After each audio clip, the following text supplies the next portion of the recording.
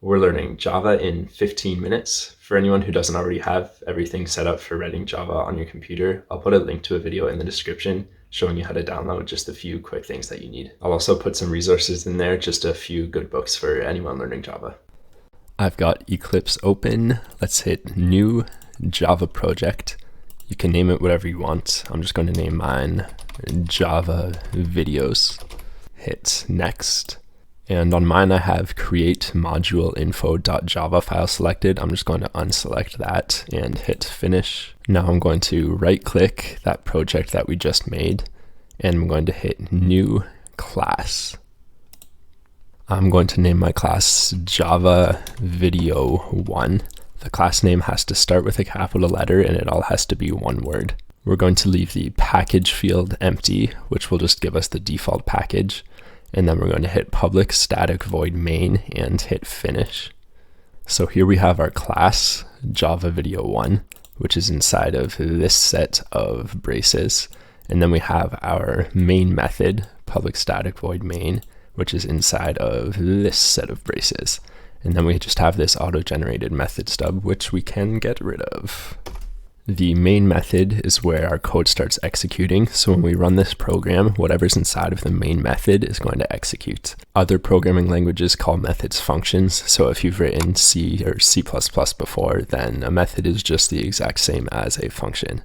Inside of our main method, let's just write system.out.println, a set of parentheses, a set of quotation marks, and we'll write I like Java inside of the quotation marks. And we'll end the line with a semicolon. A semicolon in Java just indicates that this is a statement.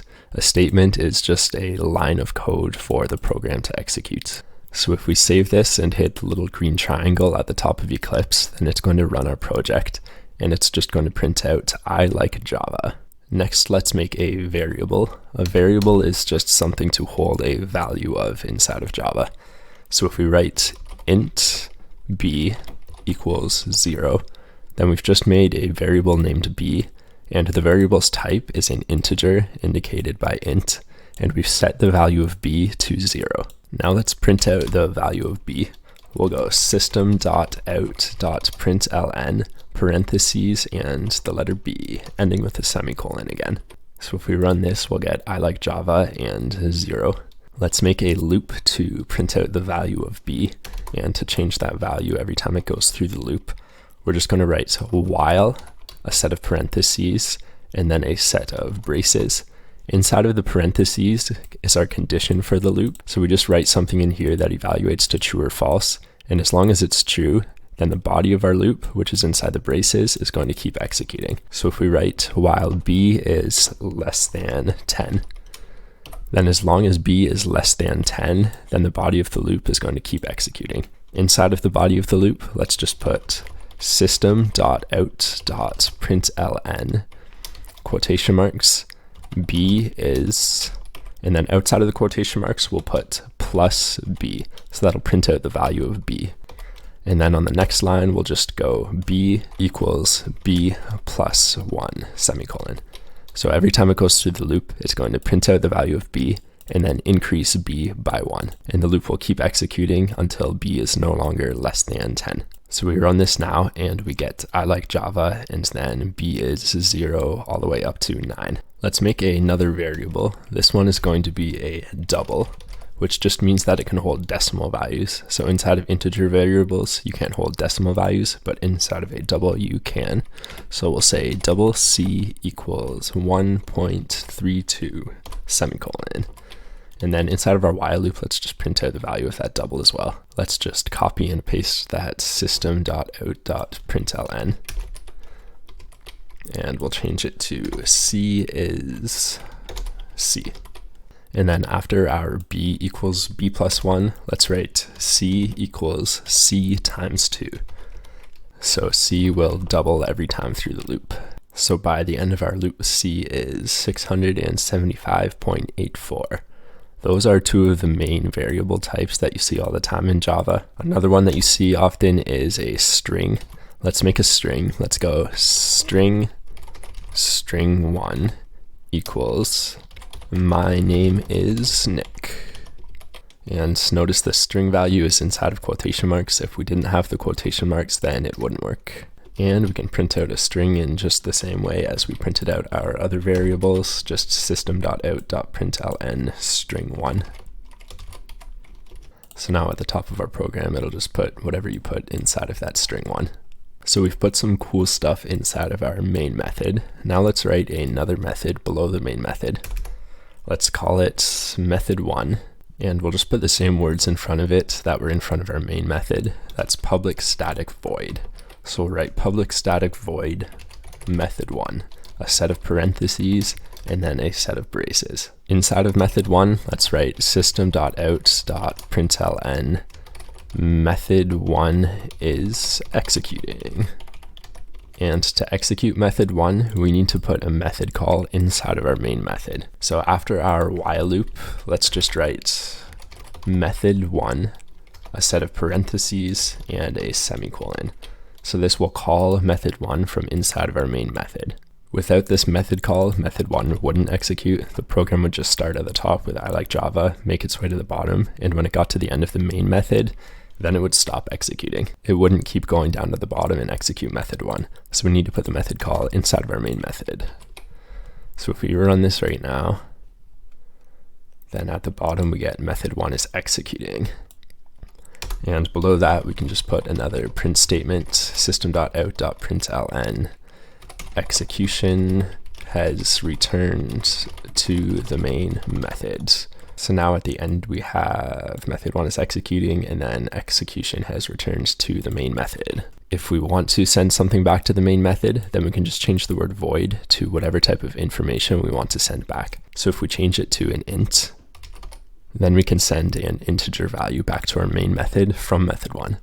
So we can say return 5, and then inside of our main method, we have to store this value 5 somewhere when we call method1. So we can say something like int return value equals method1. So method1 will execute, and whatever value it returns, it's going to store it inside of our integer variable return value.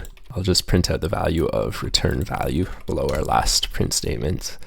We'll just say return value is, and then outside of the quotation marks, plus return value. Methods are really useful for a couple reasons. One of those reasons is that it lets you write less code.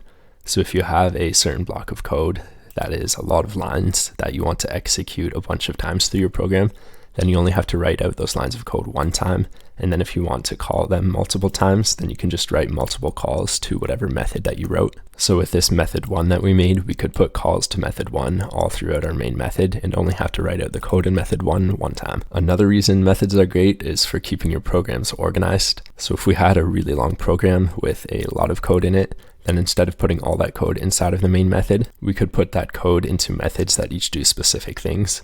And then inside of our main method, we could just say something like gets value, which would be our method that gets the value. And then we could say do stuff to value, which would do stuff to the value, and send value, which would be our method that sends the value somewhere. And when we write programs like this, it's a lot easier to understand what the program's going to do just by looking at the main method. So if each of these methods had like 100 lines of code in them, then we don't actually have to read all of that code in order to understand what the program's doing. We can just look at the main method and see pretty quickly, okay, the program just gets a value, does stuff to it, and then sends it off somewhere. Just for fun, I'm going to try running this code with these method calls inside of the main method, and it's going to crash because these methods don't actually exist. So it says errors exist, and I'll proceed, and then it's going to give me exception in thread main and all this other error code. So what I'm going to do, instead of just deleting these, I'm going to comment them out.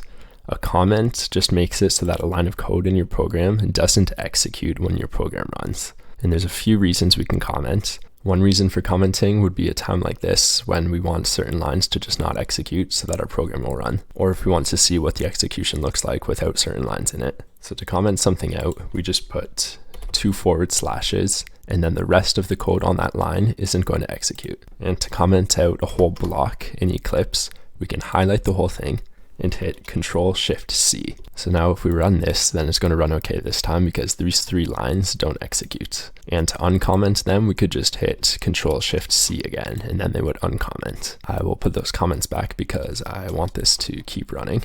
Another reason to comment is to explain certain sections of your code.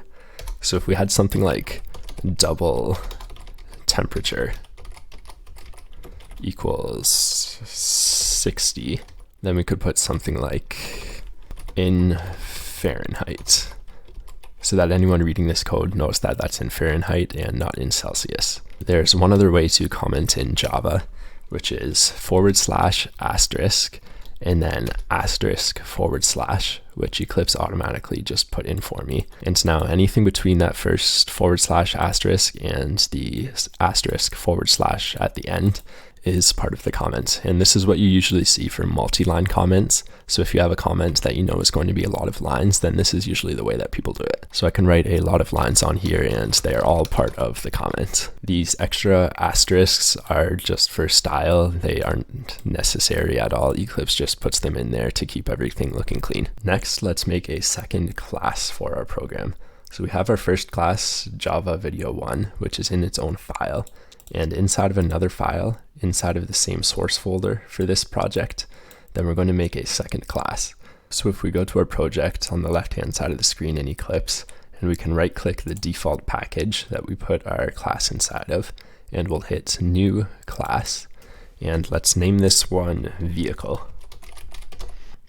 We'll use the default package again, but this time we're not going to select public static void main because we're going to execute the code in this class from inside of our main method in the Java Video 1 class, or whatever you named your first class. So we don't select public static void main, we'll hit finish, and we just get public class vehicle. A good way to think of a class is like a blueprint for an object. So we're going to make a blueprint for a vehicle, and then we're going to make some vehicles inside of our main method in our other class. So let's say that all vehicles have names. We'll say string name, and we won't assign it a value inside of our vehicle class because this class is just a blueprint for vehicles, and not all vehicles are going to have the same name. So inside of our main method in our other class, we'll make vehicles and then we'll give them names using this name attribute. So we have string name, and let's say int max speed. And then let's go back to our main method in our first class and let's make some vehicles. Let's say vehicle car1 equals new vehicle. So on the left side of the equal sign here, Java is making a variable that can hold a car, and it's calling that variable car1. And then on the right side of the equal sign, it's making the vehicle itself, and then it's going to assign that vehicle into the variable that we made that can hold a vehicle. And let's give our car a name. Let's say car1.name equals quotation marks Jonathan, ending with a semicolon. So now we have a car named Jonathan, and let's give it a max speed. Let's say car1.max speed equals 150. And we didn't indicate what the max speed is. Let's go back to vehicle and let's say it's in miles per hour. Now inside of our first class, let's print out these values just to make sure everything worked okay.